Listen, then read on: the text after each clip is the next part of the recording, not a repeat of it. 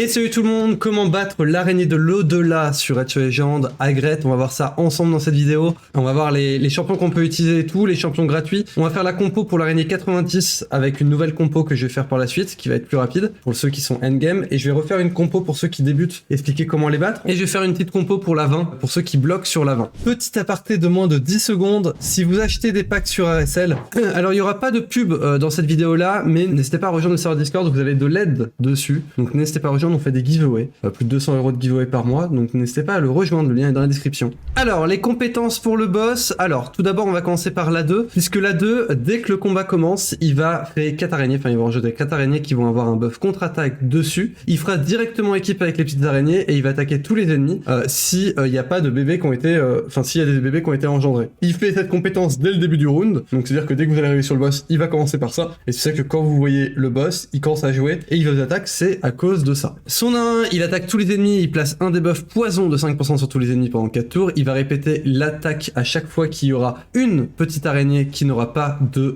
contre-attaque sur lui, et donc si vous retirez la contre-attaque sur toutes les petites araignées, il va attaquer 5 fois. Il ne faut pas réduire le compteur de tours de l'araignée, donc d'Aggret, puisque si vous le faites, ça va faire des dégâts en fonction du compteur de tours que vous avez réduit, et ça va ignorer votre défense à 100%, ça sera des PV max ennemis, donc sur vos PV à vous, et ça peut faire énormément de dégâts. À chaque tour, il va taper, il va faire des dégâts en fonction des poisons du coup sur chaque ennemi. Si vous tapez Aggret et que vous n'avez pas de poison, il vous met un poison, et si vous avez un poison, il va augmenter tous vos poisons de 1 tour, et vous mettre une sensibilité au poison de 25% pendant 3 tours. Donc vous l'avez compris, le but ça va être de retirer tous vos debuffs poison sur vous. Donc pour ça, je vais vous montrer là par la suite les champions qui retirent les debuffs, et il va y aussi avoir des champions qui mettent des soins en continu qui vont être utiles. Votre but c'est d'avoir un maximum de soutien dans cette team là. Le combat il peut être long, c'est pas très grave, mais il va falloir un maximum, donc là je vous montre comment trouver avec le filtre. Donc ça va être très simple, c'est qu'il faudra aller chercher ici, retirer les debuffs, bien sélectionner tous vos champions, voilà, bon là j'avais pas vu sûrement, mais voilà, retirer les debuffs, et là, voilà, là c'est tous vos champions qui retirent les debuffs. Vous avez vu là, j'ai fait une petite erreur que je vais corriger juste par la suite, c'est que j'ai pas sélectionné tous les champions. Donc là, je parle aussi de Prêtresse de Ruine qui est un excellent champion puisqu'il retire un debuff sur chaque ennemi à chaque fois qu'il joue, et aussi ça lui permet de retirer tout, quand ça s'appelle de heal de 7,5% des PV de toute la team, donc c'est vraiment sympa. Sinon en champion qu'il y a gratuit là-dedans, enfin gratuit, si c'est enfin gratuit plus simple à obtenir, bon, quand même dans les néants, c'est Garde Reliquaire qui est excellent puisqu'elle retire tous les debuffs sur tous vos alliés. Elle a aussi un raise, et voilà. Donc là vous l'avez compris, votre team c'est d'avoir un maximum de support qui va heal votre team, qui va retirer les debuffs, qui va faire du soin passif, le mieux c'est le soin en continu, donc avoir des champions qui mettent un soin en continu c'est vraiment parfait de chez parfait. Avoir du break attack sur le boss c'est toujours une bonne chose. Donc là par exemple dans mes champions il y a Elva qui est juste God tier, d'ailleurs pour ceux qui veulent, n'hésitez pas à regarder la vidéo sur Elva, comment l'obtenir. Voilà, vous pouvez l'obtenir juste en la payant 20 €, donc n'hésitez pas à regarder la vidéo. Il y a Prêtresse de Ruine qui est excellent, il y a Seal des Drake qui est excellent, Garde Reliquaire, par exemple Badalkazar ou autre, qui sont juste excellents. Et sinon vous avez un champion gratuit que tout le monde peut obtenir qui est vraiment excellent dans ce boss là, c'est Drek'Star, que vous avez au bout de 3 mois. Donc là il faut vraiment obtenir Drek'Star, achetez-le tous les jours de chez tous les jours, c'est une obligation. Pour l'acheter c'est très simple, c'est que là normalement je vais cliquer sur niveau, et je vais vous dire que voilà, vous allez chercher les défenses, et là vous allez mettre un seul champion dans votre défense. Le but c'est de perdre, et en fait comme ça vous allez taper toutes les teams, parce que vous allez tomber que contre des teams comme ça, vous allez battre toutes les teams, et vous allez farmer comme ça tous vos points à chaque fois. C'est vraiment une obligation, c'est une obligation de faire ça, et vous achetez Drek'Star tous les jours de chez tous les jours, c'est une obligation, et ça va clairement vous aider pour la Doom Tower, c'est un des meilleurs champions pour les vagues de la Doom Tower, et pour le boss ici Aggret, c'est un des meilleurs champions. Donc là ce que je vais faire c'est que je vais refaire une team, voilà, on va refaire une team. Bon là le truc c'est que mes champions étaient pas stuff. Donc la team que j'ai fait, là c'est une team endgame, hein, c'est une team endgame, on va faire une team après pour ceux qui débutent.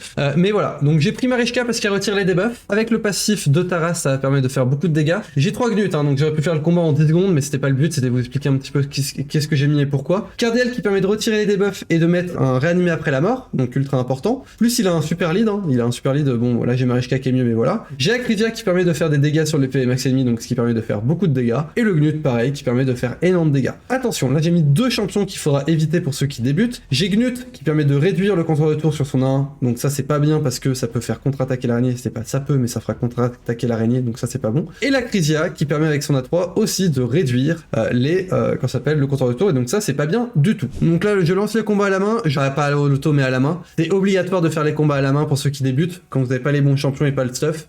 Moi à l'époque hein, quand la Doom Tower était sortie, donc on va dire quand j'étais débutant, on faisait tous les combats à la main, hein. Même ceux qui étaient ultra endgame à l'époque, on faisait tous les combats à la main. Enfin, peut-être pas les ultra grosses baleines, et encore parce que les compos étaient pas encore faites. On faisait tous les combats à la main, et c'est à partir de la deuxième, troisième rota, où là on commençait à faire en automatique parce qu'on avait créé des team auto. Mais sinon c'est obligatoire. Donc là je fais pas la 2 pour retirer les debuffs, là ici je fais la 3. Pourquoi je fais la 3 bon, ouais, c'était moi qui jouais avant. Mais pourquoi je fais la 3, c'est parce que c'est pour faire l'ally attaque, et que ça soit elle qui retire les debuffs, et comme ça elle rejoue un tour directement. Elle rejoue un tour, et ça permet à notre petite Taras de taper. Voilà. Ça permet de Taras. Alors là, dites-vous que les dégâts qu'il fait, c'est insane, hein. Mais voilà pourquoi Gnut est beaucoup plus fort. Et Gnut, c'est juste insane. Ici, je fais la 3, vous allez voir, hop. Ici, j'ai pris des dégâts parce que j'ai volé le compteur de tour. Et j'ai pas trop pris de dégâts parce que j'ai le bouclier et tout, donc ça va, c'est parfait. Ici, j'ai résisté, donc vous pouvez résister. Hein. Vous pouvez résister, sauf sur la 1, enfin, sauf quand c'est le passif. Ici, je vous montre les dégâts, donc si j'arrive à one-shot toutes les petites araignées. Si j'avais pas tué les petites araignées, par contre, ça aurait été un petit peu la mort. Ah, puis si j'ai de la chance, c'est que ça permet de rejouer. Et donc là, je fais énormément de dégâts parce que je tape sur les PV max ennemis. Hein. Sinon, vous pouvez mettre des poisons, mais les poisons, ça fonctionne pas hyper bien. Hein. Les poisons, ça fait pas énormément de dégâts, c'est plus la brûlure qui fonctionne bien. Et le but, c'est juste de faire un combat ultra long. Vous pouvez mettre un set régène sur vos champions. Hein. Un set régène, c'est très utile. 7 régène, 7 immortel, c'est des choses qui peuvent être ultra utiles.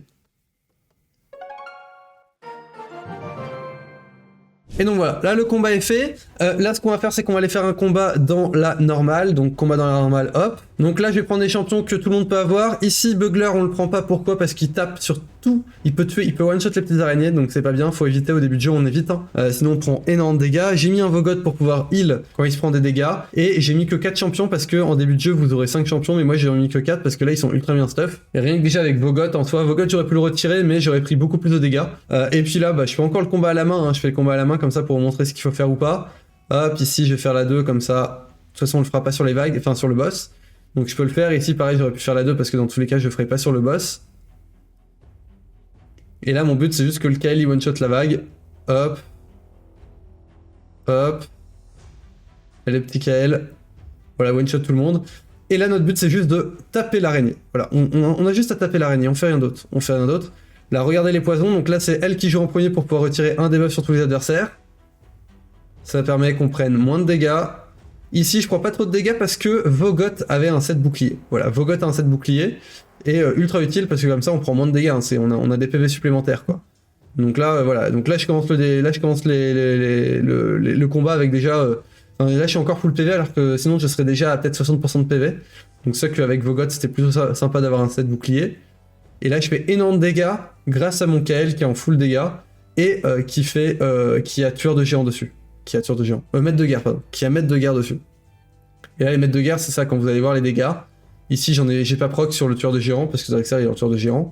Ici, pareil, il y avait pas de tueur de géant et pas proc. Mais regardez le KL, ici, quand je tape, 46 000 plus 13 000, et ça, c'est maître de guerre. C'est excellent.